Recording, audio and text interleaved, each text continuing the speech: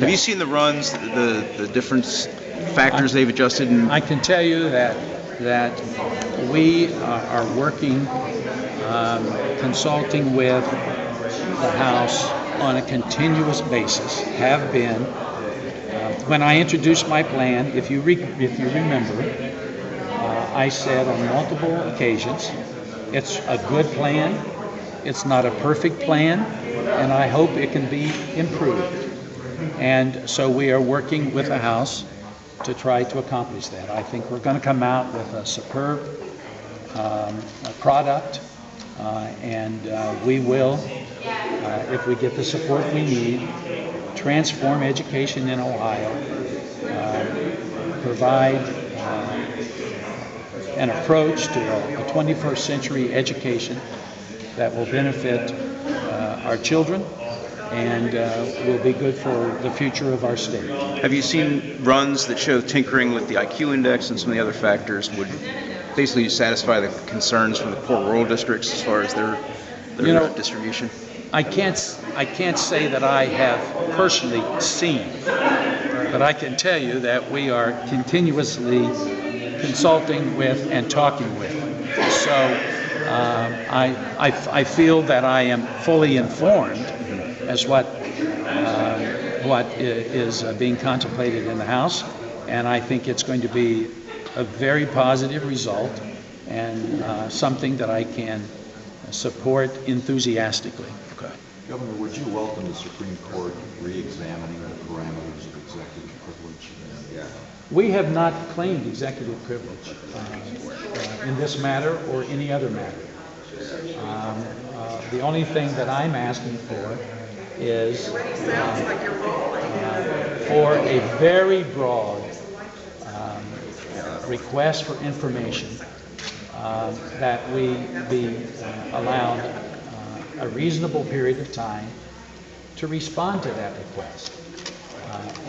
So I'm not suggesting or claiming executive privilege in this matter. The Supreme Court will often, get into a question like that on their own. The Latin phrase for sua sponte. So, Yes. my question is, if they chose to do that, would you welcome that? Would you welcome that? The Supreme Court can, choose to do what they want to do in that matter, but they certainly would not be doing it at my request. Governor, the Supreme Court ruling yesterday that says the state has to pay interest on the unclaimed funds. Does that not mess up your original proposal to use $285 million from the unclaimed funds in the state budget? Well, we're looking at that, and I don't think Kent is here, but Kent. I don't know that it will keep us from having access to the use of unclaimed funds. I think the ruling was specifically directed toward the interest that accrued on those unclaimed funds over time. As long as you pay the interest, you can do whatever you want with That's the our principal. That's our understanding. Governor, given that the Supreme Court is all Republican, do you trust it? I'm going to trust the Supreme Court to not allow themselves to be used as a political tool for what I consider to be a blatant, raw political maneuver.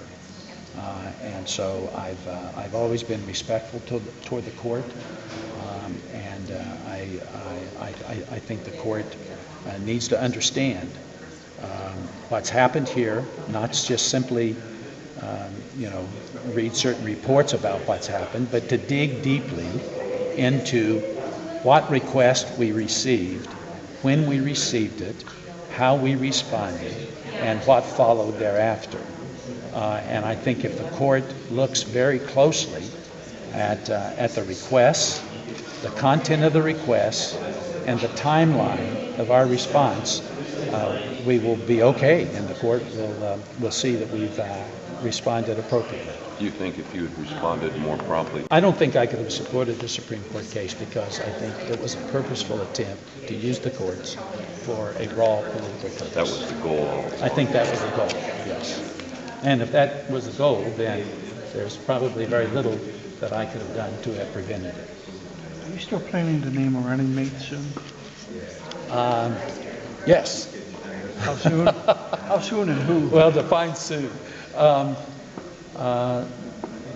When I'm ready, I'm not ready yet. I mean, believe it or not, I've got a lot on my plate right now, and I'm trying to prioritize how I'm using my time and what I'm giving my attention to, but something I'm thinking about and looking at, and I think I'll be ready to make a decision fairly soon.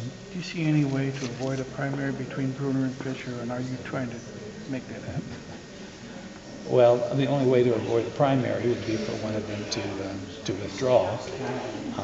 I don't have any reason to believe that that's going to happen, but I remain strongly supportive of my friend and my running mate and Lieutenant Governor Lee Fisher for that office. But you're personally not going to request Secretary of State that she not run so you could have a better shot at keeping the apportionment Well, board? I think I have no right to make such a request. Governor, you're meeting with Ed Montgomery this afternoon, I I believe, am. to discuss the auto industry. What are you am. going to tell him? Well, I'm going to listen, quite frankly. I think Mr. Montgomery and the administration knows the importance of the auto industry and the supply chain to Ohio. The president called me personally a week and a half or 2 weeks ago, and we had a chance to talk at some length about the importance of this industry to Ohio. And he has designated Mr. Montgomery to assume these responsibilities. He will be meeting, Mr. Montgomery will be meeting today with a number of mayors from across Ohio. I'll be meeting with him. He'll be meeting with many of our congressional representation. And I want to hear what he is putting on the table in terms of the kind of help or assistance that Ohio is likely to receive. The president said to me when we talked that he understood that both Michigan and Ohio were the two states that were most severely impacted by the auto industry. And I think the fact that Mr. Montgomery has been identified and designated to come talk with us